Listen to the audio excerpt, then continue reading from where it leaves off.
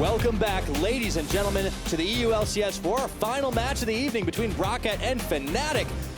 And it has been a big one. It has been a long one. Fnatic, they're going to be on red side this time. That's what we get a little different. Yeah, choosing red side has been 2 games of ROCCAT on blue, so we will see exactly on red, how...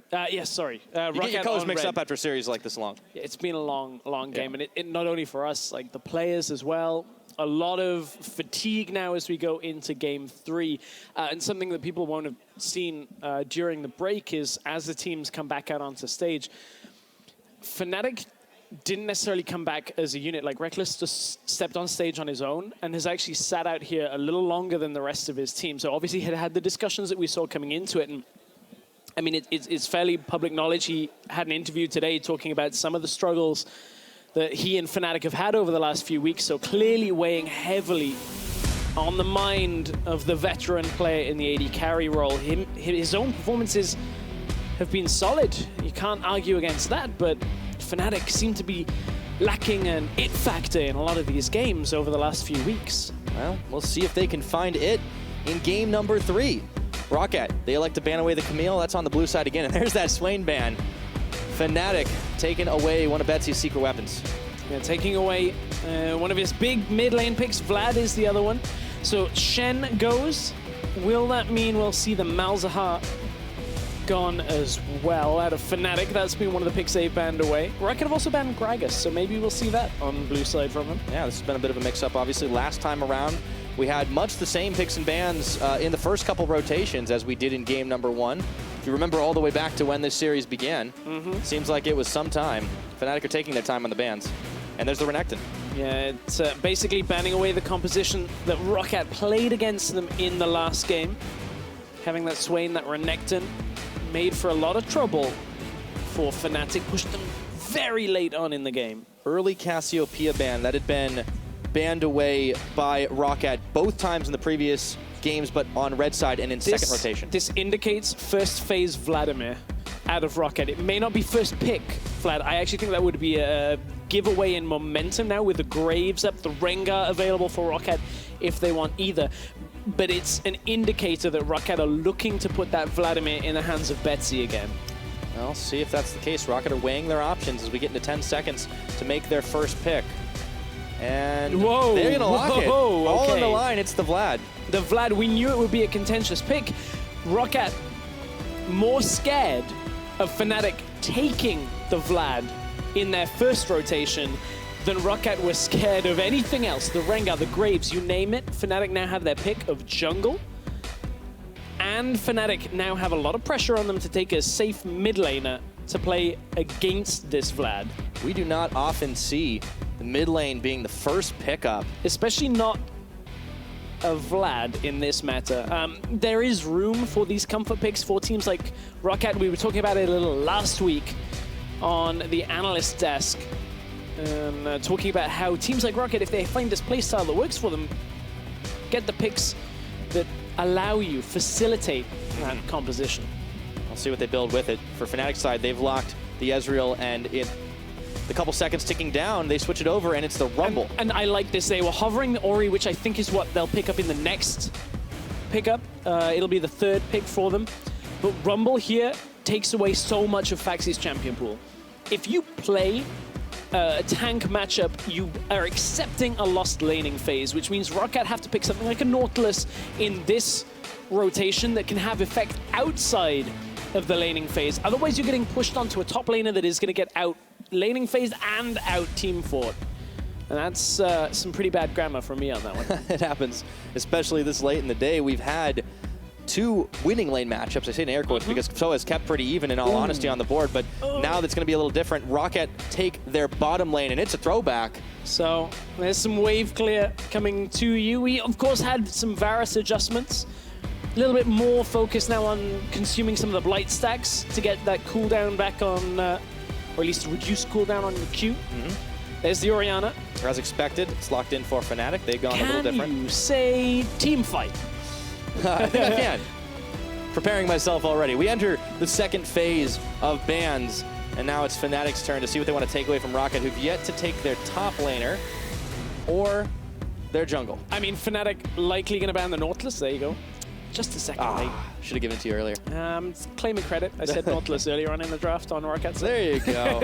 Take what you get. Karma's banned away by ROCCAT. I like this, though, because Karma is one of the supports here that Fnatic could have taken to try and alleviate some of the push power and augment the team fighting coming from Fnatic as well, enhance it. And looking at other supports that can do that, not quite on the same level as Karma. Well, the Lulu was banned away, so ROCCAT have to be feeling pretty happy that their Malzahar is definitely going to have a lot of push potential on. You know what else? You know what is still up? Zyra. Zyra is still available.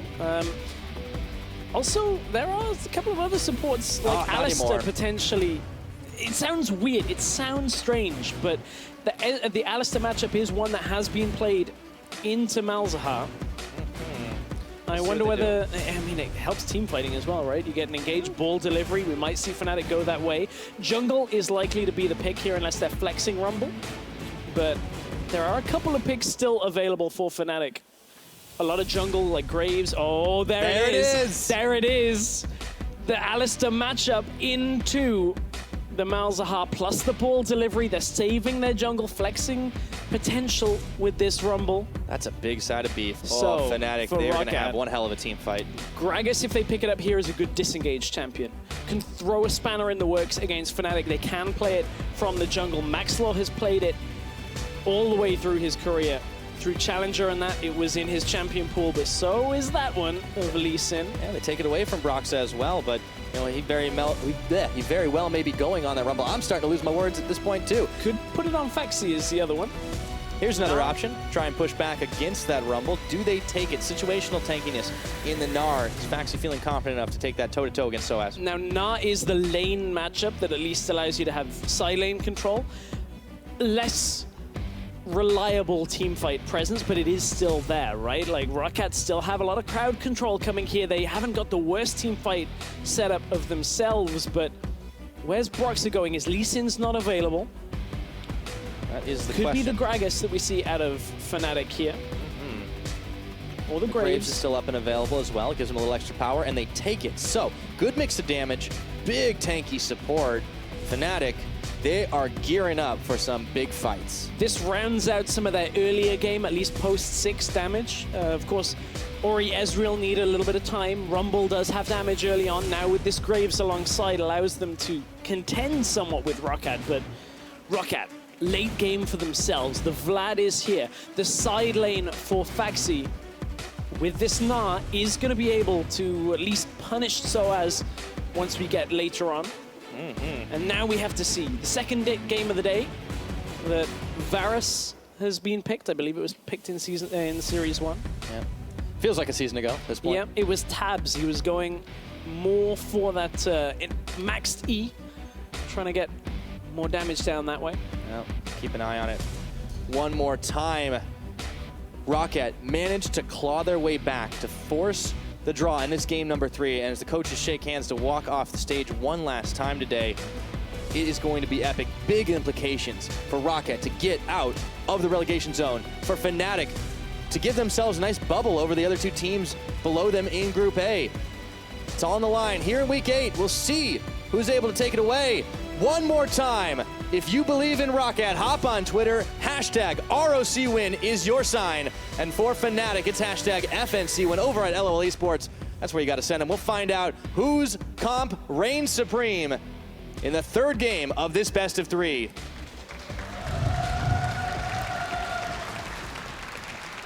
Whew, this has really got right down to it. Pirate, game 3. Both games have been quite long and have been back and forth. Fnatic, I was thinking coming into this week with a measuring stick for ROCCAT and Giants. If you beat Fnatic, you basically earn that safe spot, right? You take a win off a team that is supposedly so much stronger. But ROCCAT right now, they're contending with Fnatic, and now they've got themselves, again, another comfortable setup with this Vlad. Maxlow's on his Lee Sin. Is it enough? We're going to have to find out. This game might go a little bit more explosive, a little faster. We had a lot of Cloud Drakes last time on the map, but there's an Infernal. That's a while before it goes up. I'm getting ahead of myself. Doesn't matter. Caps is going down early. Always like that Infernal first. Let's see what this Bit of a invade does. faster paced game. Yeah, there's a 3-man stack here. They're waiting to see whether someone from ROCCAT's going to check. Yarn him with here. did. Oh. There we go. They There's need the to ball. break it. Yeah, there you go. Knock up. They force the flash. No, they don't. But they forced enough damage down onto Wadid. Look, minions have spawned already. So Wadid, if he goes back now, going to be late to the lane. Good start. Important that Fnatic broke that Malzahar passive. Once you do that, Malzahar's a lot less safe against Alistar. Yep. Very squishy. Has the range, of course, but Jez is still going to have the opportunity to make some plays. You called it in the pick and ban that this was a possibility. And expect now Ezreal Alistar to stand in the lane as it comes back, because they're going to try and push this as fast as possible. They know Hyeonan can't afford to move forward, and that's exactly what they did for the first few moments of this lane. You can see Wadid not there yet. They're getting that push, getting the relic shield stacks, trying to just alleviate as much as they can, get that level 2 faster. See what they can do against this pokey duo. Because it's Alistar at level 2. If you break that long duration shield on Wadid with like a Mystic Shot early for Reckless, you Q flash out of him onto that Malzahar, headbutt him back, and maybe you win the trade, but Jez has lost a lot of his health already. Yeah, he has. He's trying to get involved. Not level 2 just yet. And actually, ROCCAT have turned around some of this push. Wadid is a little behind on the experience. Hyeonan absorbed some of his own in the lane. He was solo there, so actually is going to hit level 2 first in that lane. Just happened. Brox isn't coming down bottom. He looks like he's just occupied by the Scuttlecrab vision for the time being. Maxlor's actually popped his way Blastcone over the pit, and the junglers will pass.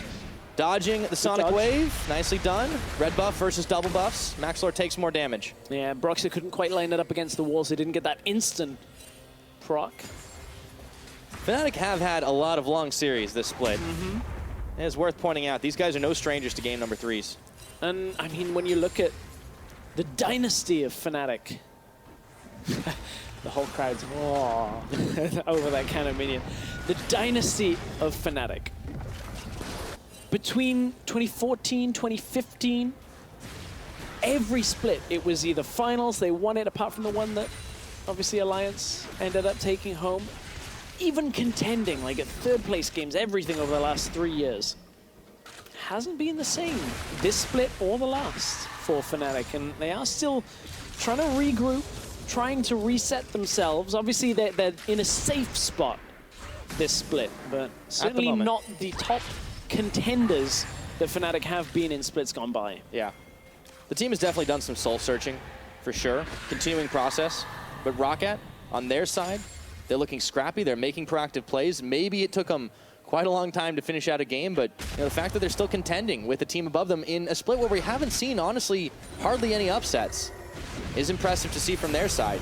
Breaks the shield. There we go. The Voidlings come in, though. Oh, that was last game. Man, what a way to rack things up. Yeah, they giving Origin a run for their money on the numbers. Not really. It'll take some catching up to do. You want to hit that level of inhibitors and towers. You can see the problem there as Fnatic continue with these aggression plays on the bot side. Like, you can see the problem with Reckless on this Ezreal with the Alistar. If you can't get the Qs through the minions, there's not a lot of damage follow-up for Jez's, and he's burned through quite a lot of mana, quite a lot of his health already. Obviously does have potions, we'll be able to stack that back up. So it's not all that bad in that bot lane, but definitely not. Gotta be careful when you take those trades bot lane. Yeah, but we focus pretty hard on the bottom lane. There's a whole lot else going on around the map. I honestly want to focus, since it is top lane week, on what's been going on in the top lane, because we thought Faxi wasn't going to be able to have a winning lane, but he turned around, pulled out the Gnar, and now all he's got to do is avoid Soaz's Flame Spitter for a little while. He does have a CS advantage, and honestly, it's going to be all on if Faxi can get involved, use that teleport when his Gnar bar's up to make the team fights happen. Always tricky to execute. Yeah, normally it means there's a slight delay on Gnar's build, which ends up being Hex Drinker into the Frozen Mallet, that playstyle where you get the safety, then look for the lane control. It means that Faxi has so much more impact in the 1 versus 1 than Soaz, and then Soaz TP's in and gets the basically guaranteed equalizer, whereas Faxi has to have that Gnar bar, play around it. It's a little bit less reliable in the team fight, so we'll see which one ends up being the influential member of the team. Well, they're close to hitting level 6. Up at the top, Soaz is actually the one that grabs it first. Meganar's about to come up, but Soaz has no fear. Mid lane, just to push back and forth. We talked about late game being kind of the big name of the game for both these teams, so we could be in for a very long one, but both these mid laners have the potential to really turn fights on their heads as Betsy looks to chase in Caps the time being. Oh, there is a Hemoplague on. Just forcing him back here. And Ignite, though. The thing is, Betsy has already recalled as his Caps, but just trying to force him back. He wasn't necessarily looking for the kill, but Betsy might be looking, if he can get like an E flash in. It's kind of difficult because the minions block a lot of it, and Jezzy's is already coming mid. Yep. Good defensive maneuver from Fnatic. Sending the cow when all else fails. Fnatic have a lot of vision actually around this Dragon Pit. I don't think they'll be giving up dragons quite as easily as they did last time when it was all Cloud Drakes all the time. Oh, Fnatic. They're living up to their namesake. Oh, that's a rush of death. Oh, a did gets everything popped on him, and he manages to flash out of harm's way. He does spend both of his summoners as he puts the exhaust on. Jez has followed suit. Yeah, Shockwave didn't connect at a Caps. They got the flash, though. Denying some of that engage if we were to hit 6 while that cooldown is still unavailable. It kind of stems some of the aggression. Yep. Coming from ROCCAT, but as you said, Fnatic just trying to push further and further into the ROCCAT jungle, trying to get as much control over this Infernal Drake as they can. And back down to bot go the supports, Jez's and Wadid taking the places again. Maxlor will find a ward in the brush up here. There's been a lot of vision wars this series so far. And now in a game 3, the team's definitely attuned a little bit more to the play patterns of the kind of thing that you may not necessarily be able to see just from scouting it out. You can see it when you play the teams as long as this series has been. But, you know, Fnatic are playing a very different setup to the last couple of games. And this is one which is more about team play. I mean, you look at Caps right now. Imagine him as one of the Power Rangers. He gets his Zord, but until you put them all together, you don't quite have that Megazord. That's what Fnatic are looking for. So the ball delivery system is the Megazord? No, like the whole thing. You got the Rumble, you got the Orianna, you got the Alistair, the burst from the ultimates, from Graves. Ezreal. It's all going to connect, and that's the end of the episode. All right. Well, we'll see. It's been a long couple of them. We had a few fillers in there for sure, but now can ROCCAT close it out, or will it be Fnatic after a very, very long game 2 that they nearly held out in time and again? Foxy taking a lot of damage, gets narbacued for a second, but Soaz runs out of steam, and now it's Meganar time. Soon enough, he flashes in, gets a big Gnar. Soaz is going to follow suit. Wallop is on. There we go. It's first blood for Foxy. Smacks him down. Turn giant, gets the kill. Not enough for Soaz, and you have to be careful trading against Gnar, because you almost always win the upfront trade, but you almost always lose the tail end because Hyperprocs, Gnar sticks on you, gets multiple rotations of that Hyper third proc damage, and suddenly you got a Mega Gnar. Yep, Foxy showing he can tangle with, our most experienced top laner here in Europe. We showed it at the beginning. So many more games Soaz has, but Foxy was able to show him up there. And Soaz has to know that. He's played against Gnar so many times. He's played against so many great Gnar players. Yeah, he has. But it is deep in this time of this series, right? Where game 3, after what essentially was 70 minutes in the last game of play, including, pick and ban plus that pause we had. And everything in between, Foxy goes in once again. Snarbart's still stacking up. There's no flash. There's the equalizer, though. And that's going to deter Foxy. But ROCCAT are looking like they will grab themselves an Infernal Dragon. Uncontested to start this one off. Broxer, though, wants to change that right now. Betsy's going to have to pull away. Maxlor looking to safeguard. Flashes, kicks in. Oh, is he going to follow that one? No, not if Caps has Shockwave available. That's just a warning shot. Trying to push back the Fnatic aggression. Yeah. I was going to go into the point about mental fatigue you mentioned early on and how it can make a couple of mistakes. It might have been the case with Soaz up there, but it didn't punish Maxlor. Ooh. He held on that Sonic Wave. He didn't get Lee Syndrome. Caps is coming up, though, to push this one out. He's got summoners. Foxy no flash. He's going to have to hop over Caps. Oh, boy, this is a dangerous game. Get out of it. That's the Shockwave. Minions are there, but no chance. You can see Foxy, has the Hex Drinker, is thinking maybe I can outlast this. Couldn't quite position in time against Caps. Still does well in the trade, but it's enough for them to commit. Now, what do ROCCAT do in response to this? You can see Betsy had backed away. Maxlaw had backed away. No opportunity for them to equalize that kill. So Fnatic get themselves a kill scot-free. And Faxi, that feel when you get killed by a gank from the mid laner. Just roving up. Clearing away the minions, though, is Yarnan and Wadid, pushing back Jezz and Reckless. This is the range advantage. The Varus Malzahar, it's a lane that we're very used to seeing. We thought things might be changing a little bit, but without them banned away this time, ROCCAT got their hands on it, and they've been keeping it pushed, even if they don't have the CS advantage. Yeah. Betsy looking just trade every single time he can up against Caps. Did use his Proto Belt there, so... It gets found by Broxa. That's a lot of damage. Exhaust is on, though, and the Voidlings push him back. Now he's got a roaming mid. Wade doesn't have that now. Oh, flash forward. Nice nether grasp, and it's all in Betsy's hands, but as it expires, Caps flashes away. Good flash out by Caps. Saves his life. Betsy used that ignite. Now Wadid has used exhaust and flash, so that Malzahar is a lot less lethal, especially without that ultimate too.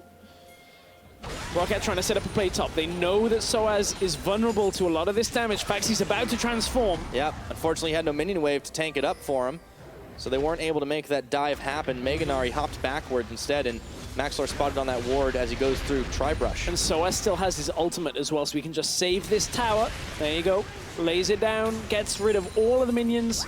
Suddenly pressure has been removed from that play. Nicely done by Soaz. There's the experience shining through. Meanwhile, down at the bottom. Brox is invading with nobody on his team there. Oh, and that's what happens. That's, wrong neighborhood. That's a really rough play out of Brox. So look at bot lane was pushed towards Fnatic. Mid lane wasn't, but that's because Betsy was out of lane. Yep. Killing Broxa. That was a nice play by Betsy. Yeah, didn't have the ability to stay alive. Now Maxlor finally finding Soaz. Here we go, flashes up. Soaz nowhere for him to go though, and Maxlor takes him down. Maxlor's been stalking that top lane for a good minute and a half now. Finally, you know, finding that situation. Faxi will be able to push this out again. Soaz TP will come up just about when he's alive, but this was Broxa invading. He knows what it doesn't have flash, exhaust, or his ultimate available, but I mean, this early on, against Wadid and Betsy, it's still not enough. Like, Betsy coming down out of the lane is far too much damage for Broxa to handle. Yeah, he kind of baited himself there. Without a whole lot of secure vision and without any allies in nearby, he was pretty easy pickings once Betsy made a turnaround. Look at what Fnatic are indicating they're setting up for, though. Looking at a bot lane play. Maybe looking to bring Soaz in as well. That equalizer is nearly available, so if they can drag ROCCAT forward in the lane and TP in. There's already a TP coming out from Faxi. It's ROCCAT trying to make the play first, but they're up against a team fighting team. They've got to be careful that they don't overextend. 2 TPs burned, nobody takes the fight. Fnatic weren't able to get the play off, but ROCCAT, they also were forced to burn that summoner. Nobody was left pushing up on the top side. Jezz is looking to make a 2v2 play. Oh, there's the equalizer, though. Flashed and healed by Yarnan. It's okay for now. I mean, ROCCAT is still a little tense here, but Maxlaw is here, as is Faxi, so they kind of stem any kind of aggression coming from Fnatic. ROCCAT reset.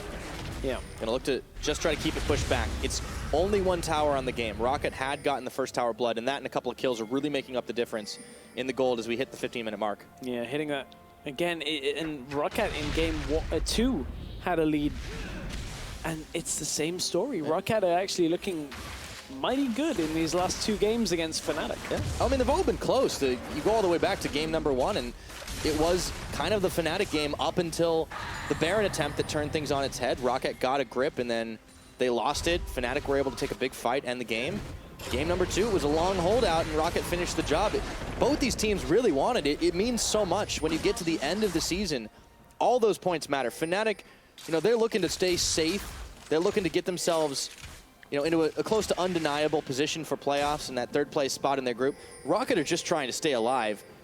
There's still hope for this team for sure, and they've definitely been on an upturn the last couple weeks. There's a lot of life left if this is ROCCAT trying to stay alive. They, I mean, of course, got my eyes fixed on mid lane right now. Yeah, Caps is going to ghost it out though.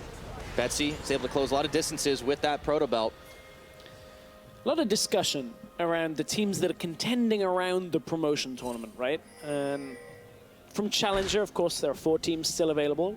LCS, there technically are still 4 teams that can still be in that mix. ROCCAT are one of them. And the improvements they've shown this week, I think actually puts them on a platform where they might be good enough to contend with teams like PSG and maybe on a bad day from Schalke, because Schalke haven't looked perfect. They had a perfect win record, but this ROCCAT, I actually think, might be able to contend with them, which probably is going to anger a lot of fans, but Fnatic... Sometimes it is what it is, and Caps is finding himself caught up and locked up. He's not got that flash up yet, and Betsy, with the help of what did, finishes the job. Meanwhile, Fnatic, they're trying to make a play down bottom, but they have run smack dab out of minions. Yeah, Fnatic are going to get denied for a couple more seconds. It's enough that ROCCAT take down the mid tower, and once again, ROCCAT very focused on taking towers down. It's about an even trade on that one, but remember, ROCCAT had already taken a tower earlier in this game. Yeah, I mean, they're looking great. It's honestly like, you talk about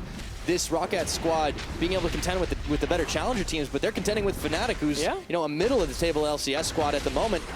This is looking great for this team as they continue to try to finish off the season on an uptick. 2 wins last week. They're only 2 of the split. Had been so many close games, a lot of heartbreak for this ROCCAT squad, but well, guess what? They're blasting off in week 8. I mean, you can just see the last game, had a 2,000 gold lead at 15, similar in this game, and they've tried to expand on it. They have to watch out for a Fnatic team fight, though. I can't really understate just how impactful this lineup from Fnatic, if everything hits, is going to just destroy ROCCAT. You got a low mobility AD carry. You got, if you can catch that Vlad before he pulls, another damage dealer that's not exactly that difficult of taking out instantly if you can get him. Yeah, it's going to be slippery. It's going to be difficult. Fnatic, they have the Megazord when they want to fight it, but can ROCCAT outplay it? It's if Betsy doesn't die on the first rotation of the team fight. If Betsy survives, ROCCAT can out-team fight this Fnatic lineup.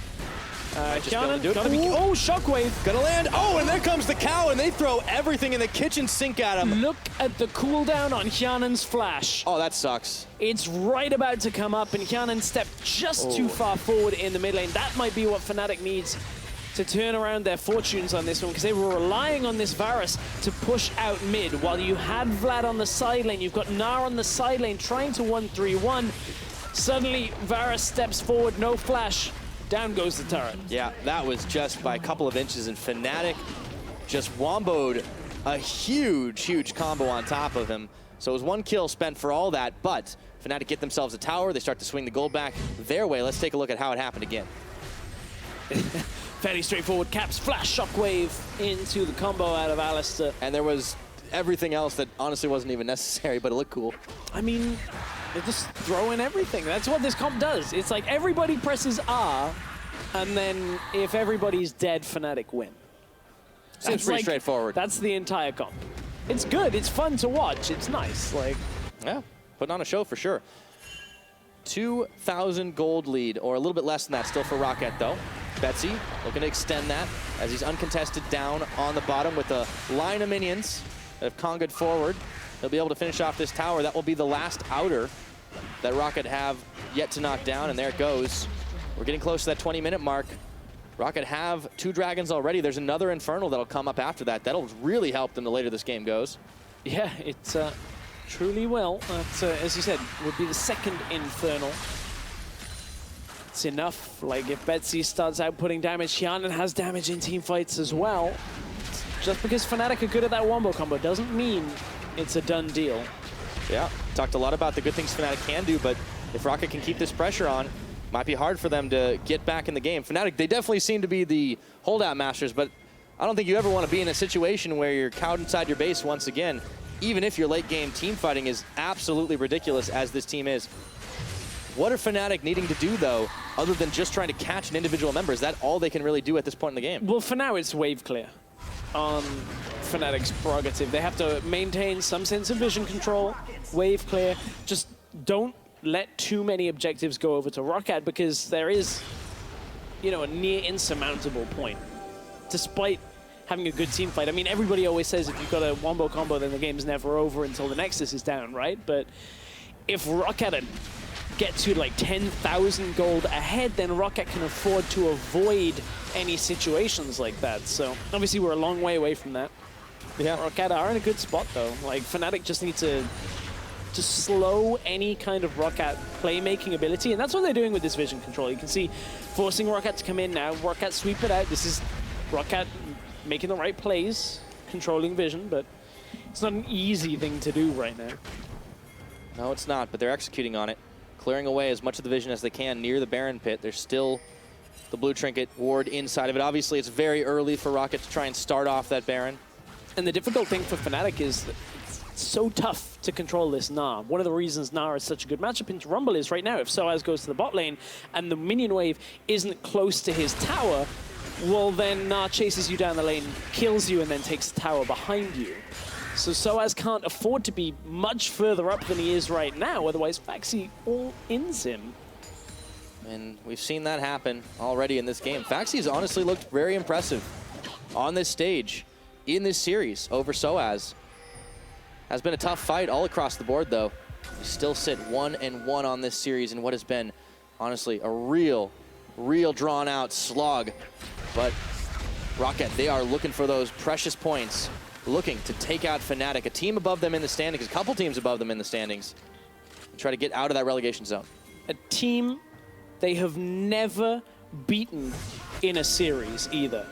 ROCCAT's current win-loss record against Fnatic in history is 6 game wins, 22 losses, but ROCCAT want to turn that around. They're looking to change it right now. Soaz is going down. Faxi follows forward. He flashes and he throws the boomerang to secure the kill. Fnatic are trying to mobilize to push back on the tower. True shot is dodged. Just went right by his left ear. And look at how comfortable this is for ROCCAT. They push up with the Gnar, bring in the engage tool of Wadid, and it's more of a battering ram than anything else here. They push out, now they're looking for an Infernal Drake. You've got to give credit to ROCCAT for this performance. The growth from this team is absolutely impressive to see. There is a Dragon being started now. Fnatic, they're nowhere in position to try and contest this. A very important Infernal Drake for the ROCCAT team, an extra 8% AD and AP. A bulwark against the Fnatic late game team fighting comp. But we're still a long ways away from how long we've seen some of these games go. Not even 24 minutes on the clock yet, but it's 5-2 in ROCCAT's favor, and they've got the gold lead. Got the gold lead, and this is where this last little bit of increasing their lead came from. Oh, it's a Mega Gnar. He's not going to be able to push up to the turret, right? He's got a Malzahar back in the back of the lane for him, and even with Mega Gnar, it's enough damage to come through, easily take out that Rumble under tower, and it looks like we're back to exactly the same spot, but this time Fnatic are going to be able to defend. They bring the rest of the team over, and right now for Fnatic, they need to somehow force a fight. And that is easier said than done for this lineup. They need Jezzes to get in their ball delivery system and hope ROCCAT are kind of stacking on top of each other. But look at how ROCCAT are playing this 1-3-1.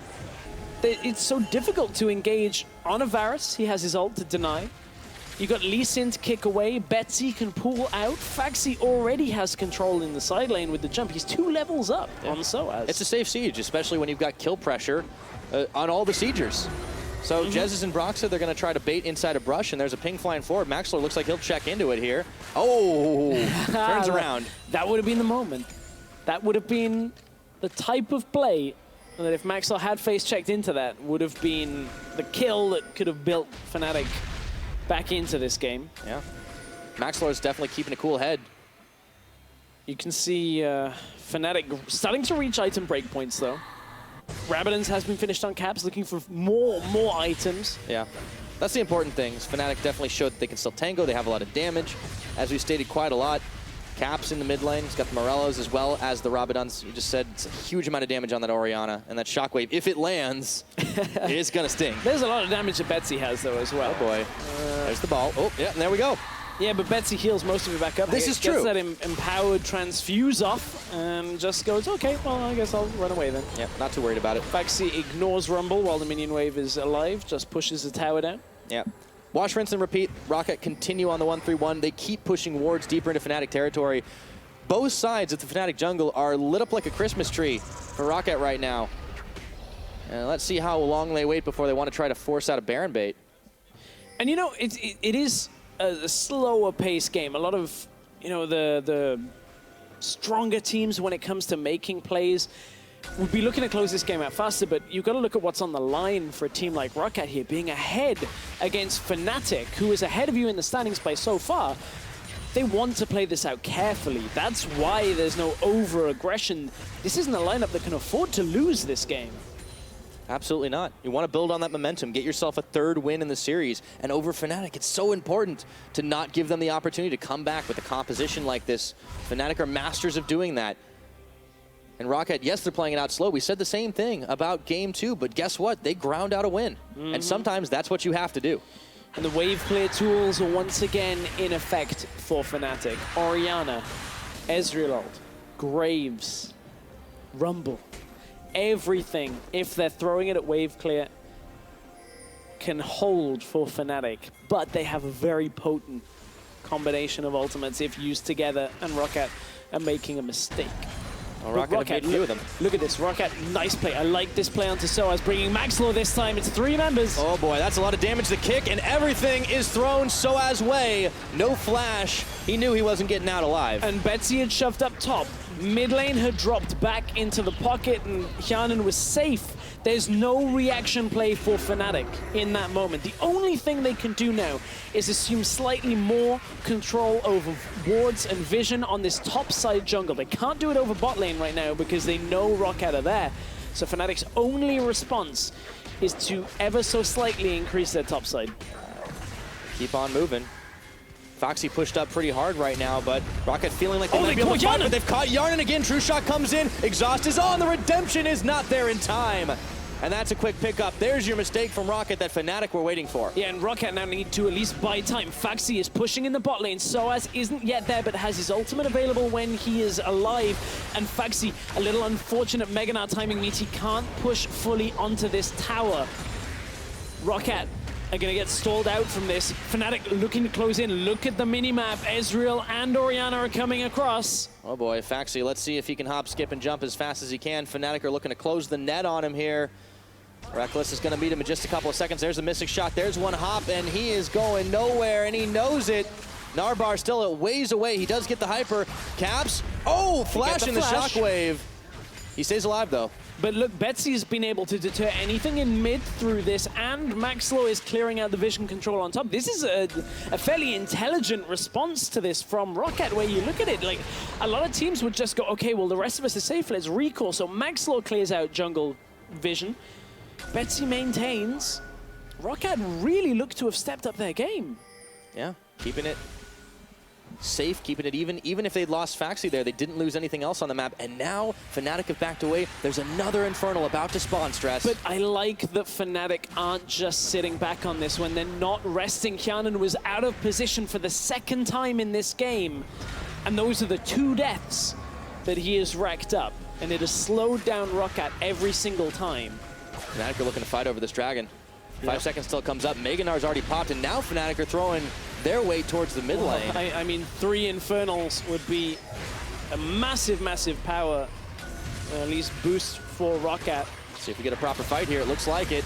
Okay, the back. Oh, Caps. Oh, Betsy. He gone in, he gone out. The shockwave is not going to connect where they wanted to. They find Caps, and now it is a 5v4, and they keep going for more. Looking on it, Soaz. Broxa all low. Max Lord's going to get taken down in the end, but Foxy's still leading the charge. He can clean up here. ROCCAT, yes, he can. He's not got the Narbar just yet, but that's a lot of boomerang damage. He keeps on throwing. It comes right back at you, and now it's going to be Dragon time. Fnatic could not hold in that fight. Caps ending up dropping low. Didn't have his flash or ghost available for that fight. Threw out the shockwave, but to no avail in that fight. I believe it didn't quite even complete the animation before Caps died. That's why it's back available. But ROCCAT, 3 Infernals on the board, and this is how the fight started. Fnatic trying to cut him in through the angle. Foxy's Mega Gnar has just expired, so if ever there was a time for them to fight. But look at Betsy finding the way into the fight. Caps couldn't get that ultimate off fully, and Fnatic, this should have been a good position for them to fight. Equalizer is cutting ROCCAT out, but still they lose 2 members. Foxy is strong enough to just march on alone into 4 members of Fnatic as Maxlow is distracting them. And ROCCAT get the dragon and again extend their lead. No smite, no problem. Maxlor gave his life for the effort. It is 8-4 now in kills. Hey, okay. Woodid's got to be careful on this. He's dancing in the bush. Yeah. But this game is not done yet. No, it's not. But ROCCAT, they're clearly in the driver's seat. It's a big gold lead. There are 3 Infernal Dragons plus a Cloud Drake. You can't undercut that for sure. And ROCCAT, I mean, they have not made that many mistakes this game. You talked about Yarnan's a couple of missteps. Really, not much more than that. And it is really impressive to see them grow at this pace. But Fnatic, they are not going to give up without a fight. That's something we have learned about Fnatic this split. I think we learned it a while ago, but that's true. Even this, it doesn't matter which iteration of Fnatic it is. They always seem to have some crazy games, don't they? This one has had its share of base saves. The Unicorn series, game 2 of this series, multiple times. Wasn't quite enough to be successful in this series. Yeah. But heart attacks of games for sure. I mean, they got the Ezreal, they got the Orianna, they got wave clear enough that without a Baron buff, ROCCAT cannot push through, and we've seen a timid approach out of ROCCAT in this series. It's not been all-out aggression. It has been, can we 100% make that play, or maybe even 90%? It's not been 50-50s for ROCCAT in any stretch of the imagination, and as long as they maintain that, they could be all right. ROCCAT gets spotted out by a blue trinket. It's reminiscent of, honestly, some of the approaches of the top teams in Europe. G2 Esports especially comes to mind when they famously stated they don't want to go for those 50-50s. They only make the big plays that they know they can win, or at least have a very big chance of winning. And it seems like teams like ROCCAT are taking cues from them there. Yeah, it's not quite the same approach, but I understand the implication. Trying to go for that slower approach. I think G2's is more conscious. Yeah, that's probably true. But ROCCAT looks like they're going to get this Baron too, unless Broxa is able to make the hero play. Maxlor kicks him, goes right back in, and he secures it. Maxlor, oh man, that was sick. That was risky. That was risky, but good from Broxa. They just cracked the bot lane inhibitor tower as well. Soaz has not been able to hold against Faxi. And Fnatic, can they hold now? 3 minutes and 10 seconds on this Baron buff. And ROCCAT are looking to siege. Wow-wee. Okay, 9-4 now. They take down Broxa as well as the Baron. Let's see what they can get done with this buff. Map control. They've had a lot of it this game. Pings, though, on the open inhib in the bottom lane. It is the obvious choice here for ROCCAT, but they continue to stick to this split push strategy. Vlad up in the top. Soaz is going to be sent to deal with him. They still don't have Brock, so they have to be careful. And this is such an upset if ROCCAT win this, in the sense that this will be the first time this entire split that a team sitting in the bottom 4 of the standings will have taken a series of a team sitting in the top 6 spots. ROCCAT are looking to write that history for themselves. Let's see if they can, or Fnatic will deny it. Woodid's gonna have to flash away. Meanwhile, nobody is stopping Faxi as he has free hits on the inhibitor in bottom. Fnatic realize just a second too late. Should be able to get back, maybe cut him off. He's got his flash available, and he might just need to use it. Yes, he does. They're committing everyone to this. They're going for it. That's a big shockwave, or not big enough, though. They get the Gnar, but look what ROCCAT's doing. Look top, look mid. ROCCAT are rushing in. Fnatic overcommit to saving bot, and they will lose 2 inhibitor towers from it, and an inhibitor in the top lane. ROCCAT taking Faxi's sacrifice here, turning it into a big objective swing for themselves. 35 minutes now on the game. They've cracked the base of Fnatic. They've opened up inhibitors in 2 other lanes. Fnatic, they're going to have to hold out for a little while longer still. When this has become an incredibly tense game for Fnatic. What looked like a controlled game 1, in the fashion we would expect to begin the series for Fnatic, got ripped away from them by ROCCAT coming back in game 1, and just about maintained into a Fnatic win. Yeah. And from that turnaround in game 1, Fnatic have looked up against the wall at most points in this series. They have been able to push back from that wall so many times here. They have. I mean, but this is getting big. ROCCAT have so many advantages. And it is so huge for them to win this series. Jesus is out on his own. Jesus needs to start his recall, like yeah. There you go. Okay. Okay. Jesus. Uh-oh. Oh, he's Crouching support, hidden cow. Oh no! Now he shows on a ward. Wait. He's shown on a ward. Like Okay, ROCCAT now know they can turn for him. I think that he was question mark safe thing. in the bush. Oh, Wait for it. Wait for it. Nope. Goodbye. That was weird. Oh, they found Betsy. Wait. Okay, hold on. Everybody just lost their minds for a second, I think. Yeah, this is going a little low, but that is a huge amount of regeneration in Fnatic. They don't have anything like that. In goes Max Lore. They got 2 down here. ROCCAT, all of a sudden, they're able to turn this one on. Shockwave, it's going to be whiffed. Caps is isolated from the rest of the team. Yarden flashes forward. They get the kill. It's all about stopping the backs here. Look at Betsy running up mid lane. They're going for it. I mean, the rest of Fnatic, they're desperately trying to get back. It's only Reckless that actually recalled. It's only Reckless on Broxah. ROCCAT look like they're about to do it. They might just. It's 37 minutes on the clock now. It's only Reckless for another 10 seconds as Jesus is not going to come back up. Can Reckless be the hero that Fnatic needs? I don't think it's going to happen. There's a lot of damage here, and he's got to get back up. There is no chance now. The last of the Nexus turrets are going to fall. Jesus goes in for the hero play, but it's all Nexus, and ROCCAT, after one hell of a long series, will finish off the Nexus and take the series 2-1. What an upset!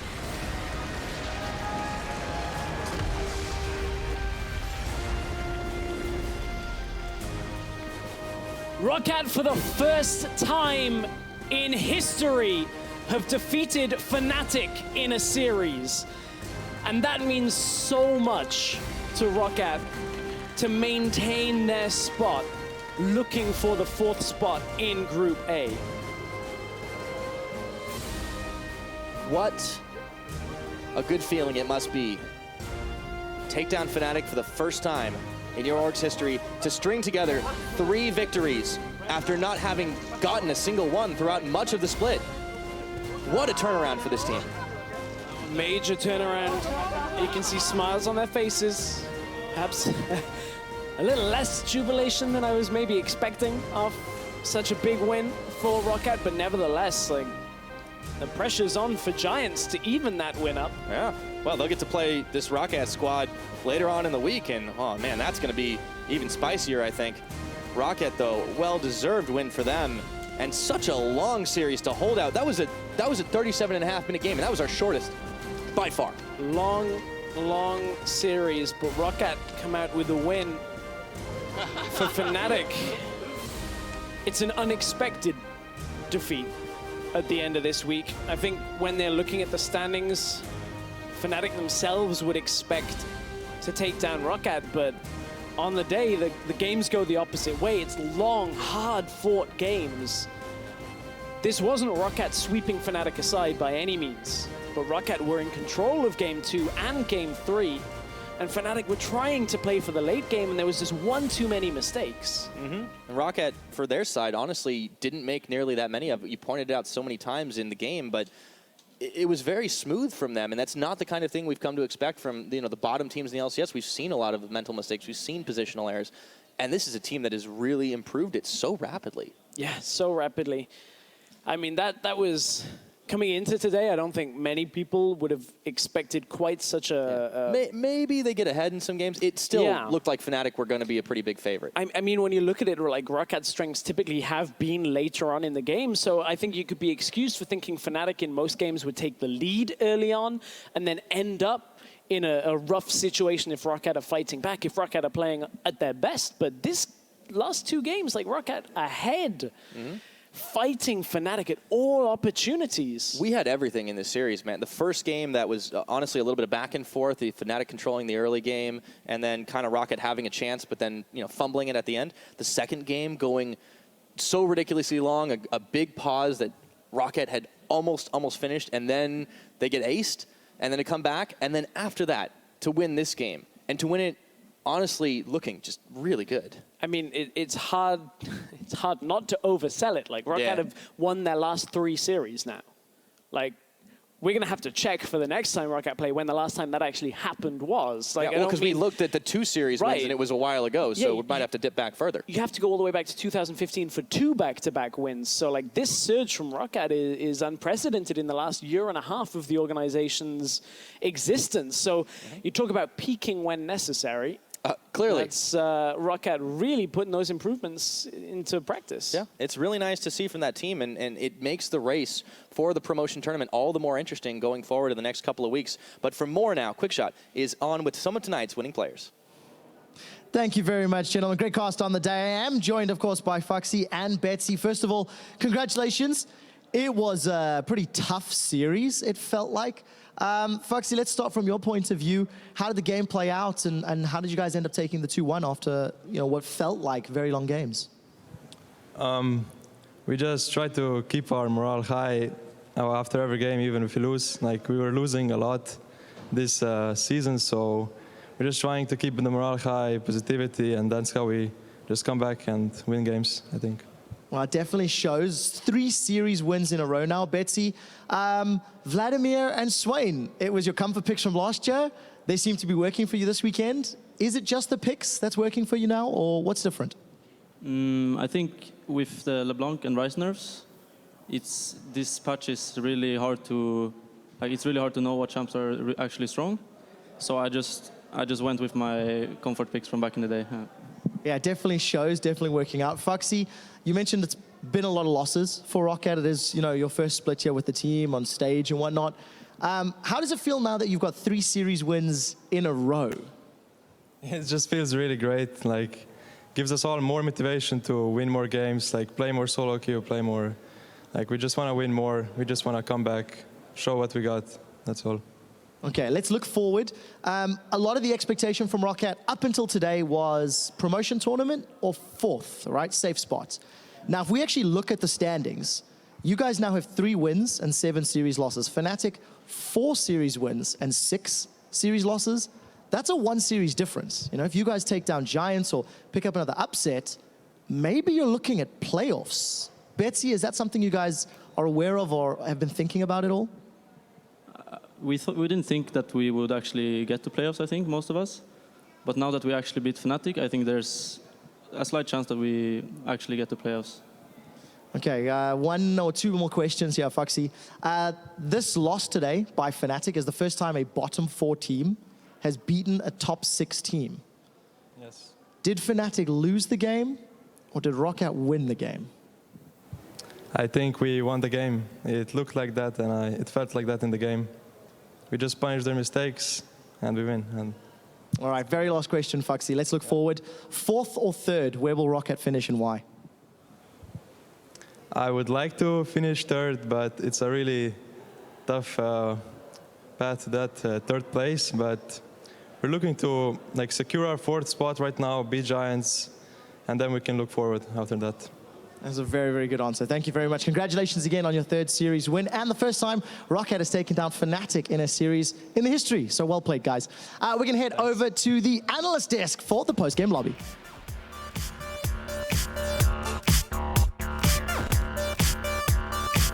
Welcome, everybody, to the post-game lobby, where I'm joined by Veris and Crepo still after that series. Well, fantastic. Excuse me? He got an intro this time. Congratulations. Yeah, You're also real loud in my ears. So I just that. Sorry. Now looking back at our final series of the evening. Wow, ROCCAT, congratulations, another win. We said beforehand the last time they beat 2 opponents back-to-back was summer 2015. Do you want to guess when the last time they beat 3 opponents back-to-back was, guys? I'm going to guess summer 2015. I too, I'm going to guess answer? summer 2015. Well, winning streaks, man. Momentum is important. I thought it was so clever. I thought it was so clever, but I definitely wasn't. And anyway, monumental. ROCCAT gets 3 wins in a row, which of course for now leapfrogs them over Giants into that safe spot. We heard Betsy saying it there, who is also player of the series. Well, it might be possible. Obviously, it is mathematically possible, but Mats. It's a tough mountain to climb. Yeah. Had a chat with the stats team, and basically, in order for them to make it into that spot, they need to get convincing victories in their following games. And when you look at the likes of Misfits and G2 on the horizon... You mean 2 O's, right? Yeah, 2 zeros. It's going to be a tough mountain to climb for ROCCAT to be able to make it into that third place. Yeah, spot. if I understood it correctly, they need to get two and O's, while Fnatic simultaneously need to then lose 0-2 twice, and then the result of the remaining match has to be similar. Yeah. And then there's a chance, because obviously we're looking at win-loss differential here in terms of Wins games. and losses. In terms of games Yeah, of and not course. series. Obviously that impacts the standings if they have the same amount of series wins in the end. That's very hard, but I think the ROCCAT guys had the right mentality. Just like, you know what, it's really good for our race and consolidate the 4th place spot. Yeah, and I also think just in the interviews now we've had with the guys here, Faxi and Betsy, last week also Did and Hjarnen, I mean, they look happy, and why wouldn't you be? And of course, we don't know how they acted because we didn't interview them after losing games, obviously. Well, Maxler a couple of times, and he always keeps a good face up and a positive atmosphere, and it really looks good. But now the question is, if you get into that safe spot, how do you keep that going then to next split? But I don't think they're thinking about that yet, and they shouldn't either. I think we should just be pleased with the fact that ROCCAT have shown growth since after following IEM. I think that as a team, they're doing the best that they could have hoped for, right, in the current situation, because a lot of expectations were that we would have the same standings throughout the rest of the split. It would be ROCCAT in bottom, Giants in 4th, and the fact that they've been able to grow so much and been able to even take a series off Fnatic is big for the organization. Yeah, they go back to Confer picks here. We had Super Saiyan Betsy. I think he needs to go Super Saiyan 2 and 3 if he wants to beat Misfits and especially G2 Esports. They can definitely challenge Giants there. Maybe like if this loss breaks Fnatic, there's a world where they go 0-2 versus Giants, and then all it takes is one upset win somewhere from ROCCAT. Like, it's a thin storyline, but at least we can look what happens. But more importantly, I think is what Trevor said. First time a bottom 4 team in this very kind of static league beats a top 6 team, and it's important. It is definitely very important. And to that, I want to ask you if you see improvement. But we have said also, even with the 2 wins last week around for ROCCAT, we didn't want to point out too many of the mistakes that happened in game. So could you identify some things or elements in ROCCAT's play for you that have significantly improved? I think Betsy as an individual, the fact that he was able to play on Comfort Champions has done a lot for their mid lane control, because they're not losing, they're not guaranteed to lose a lane, right? Like, even though there were criticisms looking to particularly their bottom lane, when you look at Wadid playing Malzahar Varus, the fact that they were not able to punish the Alistair lane as hard as they could have is a room for debate. Like, on an individual level, I think that there is still criticisms for ROCCAT, but the fact that Faxi was able to get a solo kill down onto Soaz, the fact that Betsy is now consistently holding his own when he's able to get his hands on these comfort champions are the big things for me that I feel are positives for ROCCAT. Anything to add? I think they're in the learning stage of learning how to play in an open map.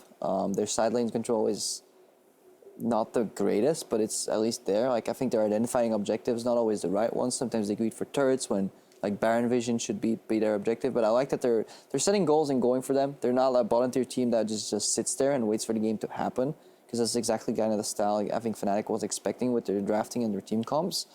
So they're at least more proactive, and they're willing to kind of go for fights, even if they're not 100% accurate or right, because you can't expect the shot calling to be on point, because if it was, well, they wouldn't be a bottom tier team. Right. So there was a little bit of growth. I do think this is ROCCAT on the upswing temporarily, because both their opponents majorly dropped the ball. Like last week, Vitality handed them a couple of free wins because of their inability to 1-3-1. This time it was Fnatic playing very kind of compact drafts, like 4-1s that were always losing in the important stages of the game, which makes it much easier for ROCCAT to play because there was very little counterplay. Right, and let's shift our attention then towards Fnatic, who, you know, not all is lost, definitely not, but this was in our minds a very important series for them to see if they could kind of turn things around with the information that we have about the lineup, with the information that we do have about Reckless. Now, this must be an incredibly heartbreaking loss and a tough nut to crack, that is. I think that now moving forward for Fnatic, we have to see how they hold together, because as a team, their expectations coming into this split were exceptionally high. Like, they brought in a talented individual with Caps. They had amazing insoles in the top half of the map. You have the staple bottom lane and Reckless and Jezzes. Like, expectations for this team were much higher than they originally were. And the fact that they are now losing to ROCCAT, a team that has struggled to even net themselves a win until recently in the split, I think is just real cause for concern. For Yeah, and if you read between the lines as well, a lot of their failures was clear lack of communication. Like not many of their plays are set up well.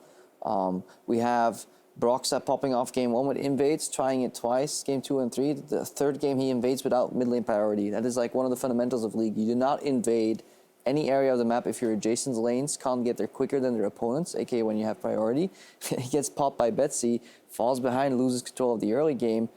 We see so many instances where Fnatic are not on the same page, like Soaz is getting pressured after getting solo killed, nobody's really helping him and he's still dying.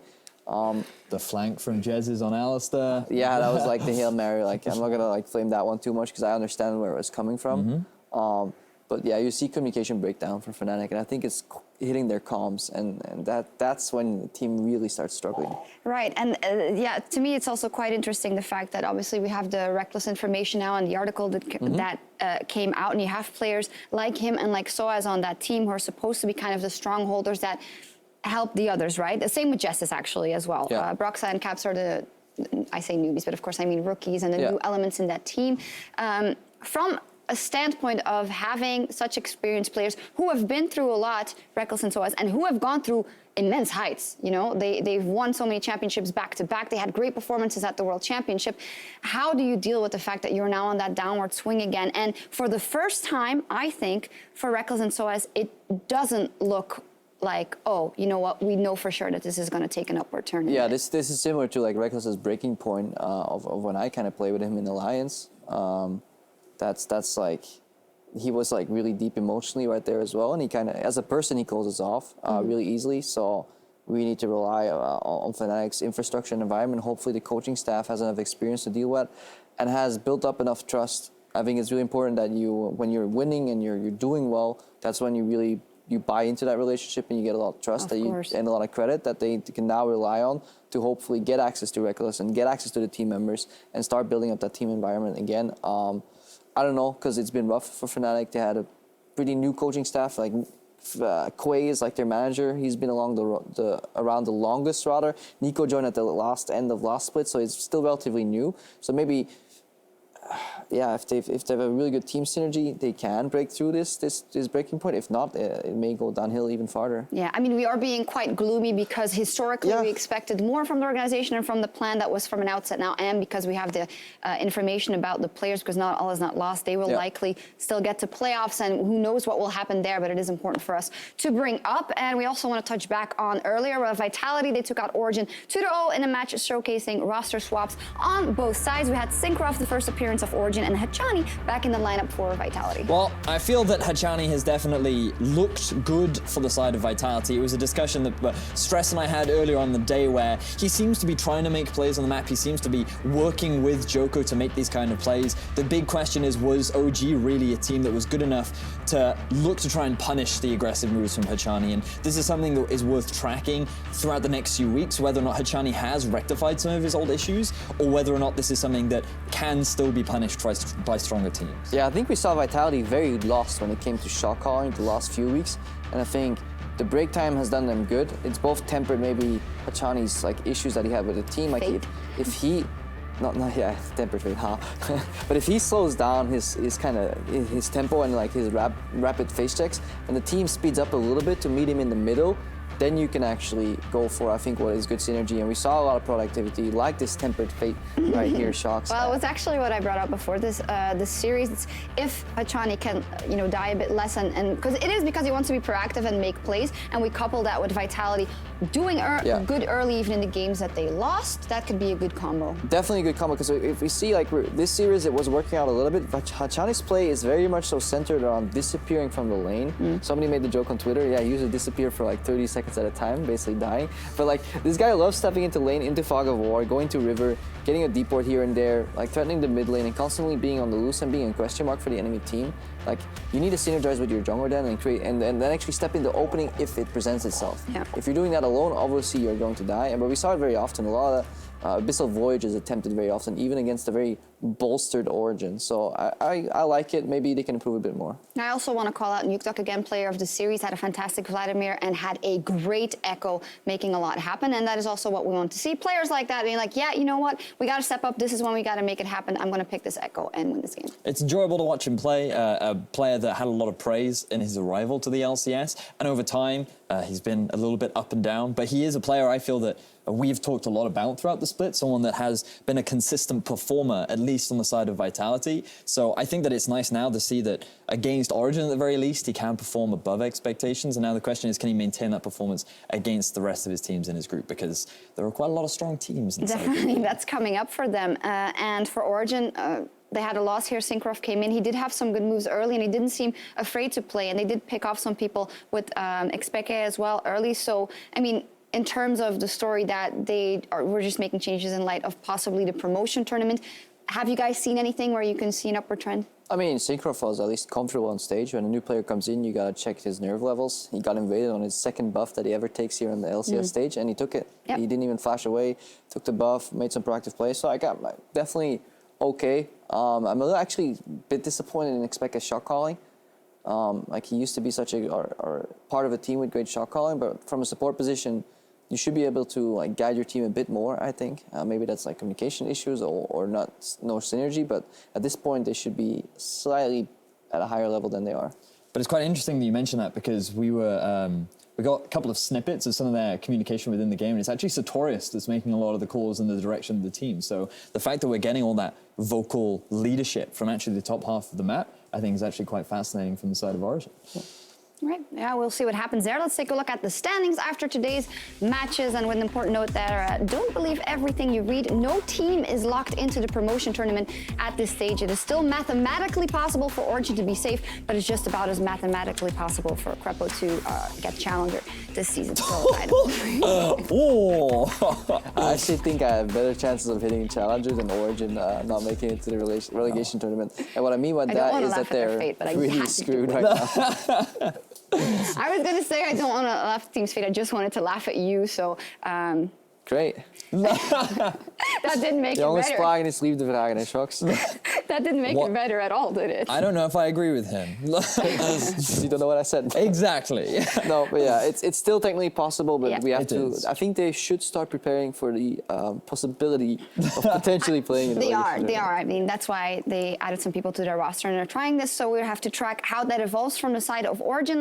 Let's also talk a bit about the meta. 7.5 today. LeBlanc. Not good, you know. We did see. Actually, Fnatic did win the game. LeBlanc's 100% win rate after her nerfs here in the LCS. Yeah, what is so that? I don't know what you're saying here. No. This is obviously result-based analysis. He was only like 2.7% out of like damage share from a team perspective, so it wasn't that low. But yes, I saw a distinct lack of like Ignite all-ins in the bottom lane. I want to see that more. I'm hoping for tomorrow. 3 today only. Actually, there was a lot of edge. Ezreal too, which does make all-inning a little harder. You can. Onto an Ezreal. I mean, that's fair. I mean, I'm not saying it's impossible, but perhaps there was a little bit of respect down in the bottom lane. Perhaps say, hey, why gamble it? You know, why not? Did you guys think holistically that we saw a acceptable level of adaptation to 7.5 today? And is there really just not that much more craziness to come? No, there's definitely more possible changes. I think what we saw is, for example, you can go Emax Varus with Blade of the Ruined King first. Like, you don't go all in on lethality. Like, you see the higher value on Ezreal, on Ashe. But obviously, as the sample size is increased, that's when we get a correct read on it. We'll need to see tomorrow when some of the stronger bot lanes play, whether they actually opt for a similar style or if they want to go like Lucian, Kalista, and the likes. Yeah. I'm looking a lot at mid lane as well, because Deathfire Touch has affected some of the mid laners as well, like Cassiopeia as well. We didn't actually see a huge amount of value on her today, and you heard it from Betsy himself, like he wasn't entirely sure what the mid lane meta is. I think tomorrow's games will be quite exciting to see the top 4 teams and how they evaluate the current mid lane meta, but champions like Fizz have had a few changes. Vladimir has become popular because it was prioritized by both Vitality and ROCCAT. He may rise in popularity as an answer to the Vladimir. I think there are a couple of interesting changes, like Twisted Fate is a bit of a unique one that I think could make its way. Is that a Verius pick to watch? No, it's just something that I think has potential given the current mid lane meta. So it's a Verius pick to watch. Maybe. But that's just a personal preference. Mid lane mages are still very strong, like Victor, Azir, we're still likely to see as well. Yeah, I thought it was quite interesting that Betsy said in the interview, well, we don't have a grasp on the meta, so I played Swain, but you also played it like 2 weeks ago. But it Probably didn't have a grasp on the meta back then.